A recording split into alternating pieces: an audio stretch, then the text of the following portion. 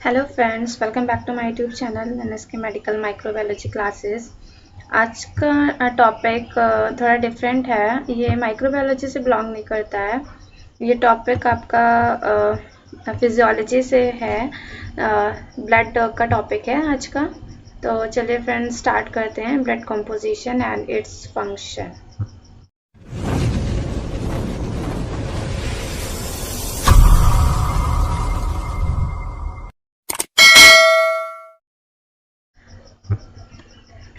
What is blood? Blood is the main circulating fluid in the human body. Blood जो होता है वो हमारे अंदर मेन सर्कुलेटिंग फ्लूइड होता है हमारी बॉडी में।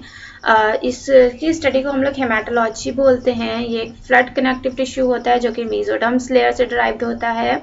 हमारी बॉडी में 3 तरह की लेयर होती हैं, एक्टोडर्म, मेसोडर्म, एंडोडर्म। तो ब्लड का जो डेरिवेशन होता है, जो ये डिराइव्ड होता है, वो मेसोडर्म्स लेयर से होता है। ये देखने में रेड कलर का होता है, स्लाइटली अल्कलाइन होता है, यानी इसका pH 7.4 समथिंग होता है, सॉल्टी होता है और ये वाटर के कंपेयरिंग में हैवी होता है, जस्ट बिकॉज इसकी विस्कोसिटी जो होती है वो ज़्यादा होती है इन कंपेयर टू वाटर।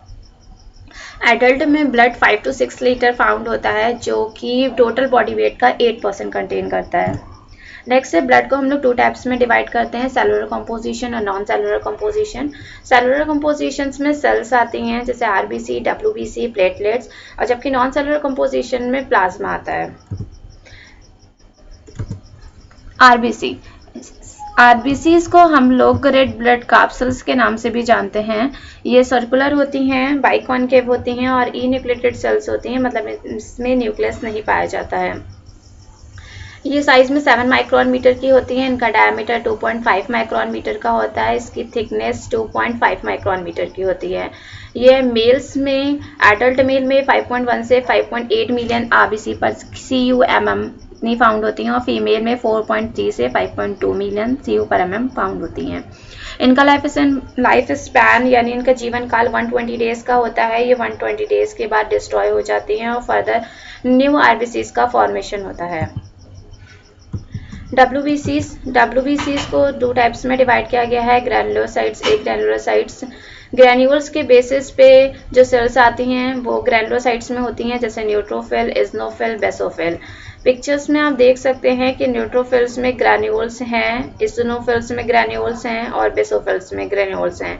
इनका न्यूक्लियस में 3 लोब्ड होते हैं, इसलिए इसको ट्राइलोब्ड बोलते हैं। इनका न्यूक्लियस 2 लोब कंटेन करता है तो इसको बाइलोब्ड बोलते हैं। और इसका न्यूक्लियस ये थोड़ा सा फोल्डेड होता है। और एग्रेनुलोसाइट्स में ग्रैन्यूल्स नहीं होते हैं, जैसे सेल्स आती हैं मोनोसाइट्स, लिम्फोसाइट्स। इसमें किसी भी टाइप्स का ग्रेन्यूल्स नहीं पाया जाता है, इसलिए इसको हम लोग एग्रेनुलोसाइट सेल्स बोलते हैं। लेकोसाइट्स वर्सेस डब्ल्यूबीसीज, इसको हम लोग वाइट ब्लड कैप्सूल्स के नाम से भी जानते हैं। देखने में ये कलरलेस होती हैं, न्यूक्लिएटेड होती हैं, न्यूक्लियस पाया जाता है इसमें, अमीबॉइड होती हैं और फैगोसाइट सेल्स होती हैं। मतलब ये सेल्स इनगल्फिंग का काम करती हैं। जो बाहर के फॉरेन पार्टिकल्स हमारी बॉडी में एंटर करते हैं उनको ये इनगल्फ कर लेती हैं, ईट कर लेती हैं और हमारी बॉडी में डिजीज़ होने से रोकती हैं। इम्यूनिटी प्रोवाइड करती है हमारी बॉडी को। एमोबाइट मूवमेंट के कारण जो ब्लड प्रेशर होता है, मतलब जो ब्लड का फ्लो होता है कैपिलरीज में, वो बंद हो जाता है। वो मतलब कि इसका फ्लो जो होता है वो बाहर हो जाता है, तो इसको हम लोग डायबिटीज के नाम से बोलते हैं। इसमें ब्लड का फ्लो जो ब्लड कैपिलरीज में ब्लड का फ्लो आउट होता है। तो ये डिजीज़ होती है जिसको डायबिटीज के नाम से जानते हैं। इसका साइज़ डब्ल्यूबीसी का 8 to 15 माइक्रोन मीटर का होता है। ये 5 to 9,000 डब्ल्यूबीसी में हम ह्यूमन बॉडी में फाउंड होती हैं। इनका लाइफ स्पैन 3 to 4 डेज का होता है।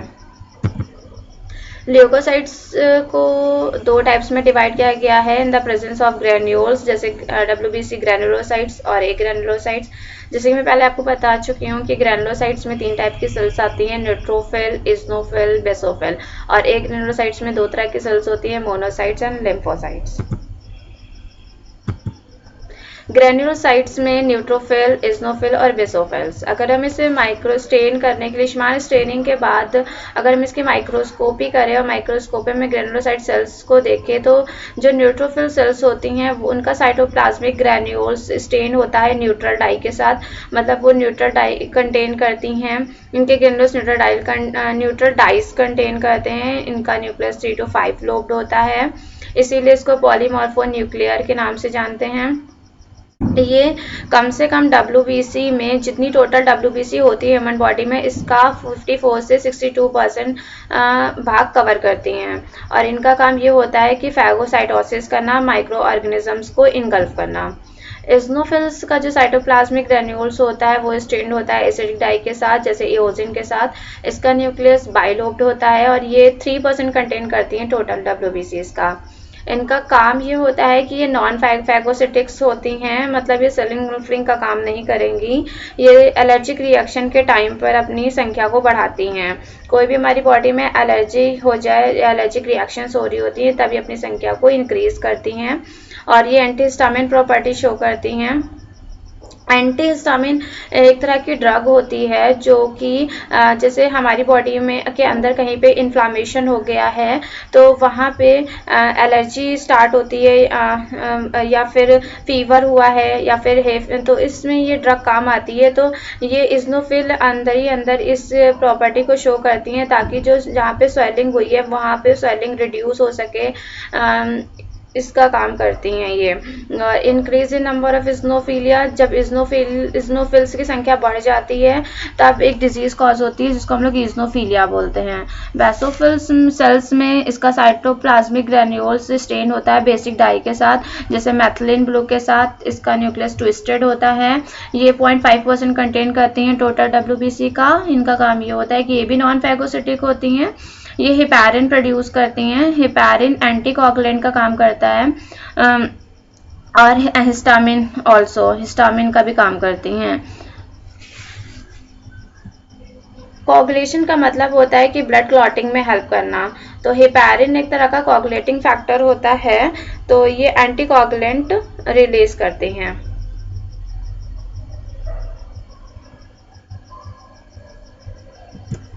एक ग्रेनुलोसाइट्स में लिम्फोसाइट्स और मोनोसाइट्स आती हैं। This is the lymphocyte and this is monocytes. ये ब्लड के स्मेयर्स में आफ्टर लीशमान स्टेनिंग के बाद ये पिक्चर शो होती है माइक्रोस्कोप में। इस तरीके से मोनोसाइट सेल्स दिखाई देती हैं। बहुत सारी सेल्स होती हैं। न्यूट्रोफिल्स ज़्यादा ही पाई जाती हैं ब्लड के स्मेयर में। लिम्फोसाइट्स लार्ज होती हैं, बड़ी होती हैं और इनका न्यूक्लियस राउंड होता है और ये 25 से 33% कंटेन करती हैं टोटल WBC का। इनका काम ये होता है एंटीबॉडीज प्रोड्यूस करना और इम्यून रिस्पॉन्स के लिए भी ये रिस्पॉन्सिबल होती हैं। ये हमारी बॉडी में इम्यूनिटी प्रोवाइड करती हैं, किसी भी माइक्रो ऑर्गेनिज्म से या डिजीज़ से फाइट करने में सक्षम होती हैं, मतलब ये उसके डिजीज़ के अगेंस्ट फाइट करती हैं। मोनोसाइट सेल्स लार्जेस्ट होती हैं, लिम्फोसाइट से भी बड़ी होती हैं। ये इनका न्यूक्लियस किडनी शेप का होता है। ये 3 to 9% पार्ट कंटेन करती हैं टोटल WBC का। इनका काम ये होता है, ये फैगोसिटिक का काम करती हैं और ये बेसिकली इनको स्क्वैंजर्स के नाम से जानते हैं। नेक्स्ट आती हैं प्लेटलेट्स। प्लेटलेट्स को हम लोग थ्रोम्बोसाइट्स के नाम से भी जानते हैं। ये छोटे छोटे स्मॉल फ्रैगमेंट्स होते हैं बोन मैरो सेल्स के, बोन मैरो सेल्स में पाई जाती हैं एंड फॉर नॉट रियली, और इनको क्लासीफाई नहीं कर सकते अपने आप में, ये अपने आप को डिवाइड नहीं कर सकते। ये बहुत ही छोटे छोटे फ्रैगमेंट्स होते हैं प्लेटलेट्स के, ये पड़े रहते हैं। इनका काम ये होता है कि वैसो कॉन्स्ट्रिक्शन सिक्रीट करती हैं और टेम्परेरी प्लेटलेट क्या करती हैं, जो टेम्परेरी प्लेटलेट बनती हैं वो ब्लीडिंग स्टॉप करने में हेल्पफुल होती हैं और प्रोकोगुलेंट सिक्रीट करती हैं जो कि ब्लड क्लॉटिंग में हेल्प करता है और ब्लड क्लॉट्स को डिसॉल्व भी करती हैं। अगर ब्लड क्लॉट हो गया है तो उसको डिसॉल्व कर देंगी, जहाँ पे ब्लड क्लॉटिंग नहीं हो रही है वहाँ पे प्रोकोगुलेंट सिक्रीट कर देंगी तो वहाँ ब्लड क्लॉटिंग होने लगती है। और डाइजेस्ट एंड डिस्ट्रॉय बैक्टीरिया, मतलब कि ये फैगोसाइटोसिस का काम भी करती हैं। सिक्रीट सम केमिकल्स, कुछ केमिकल सिक्रीट करती हैं जो कि न्यूट्रोफिल और मोनोसाइट्स को अट्रैक्ट करते हैं वहाँ पे जहाँ पे इन्फ्लामेशन हुआ है।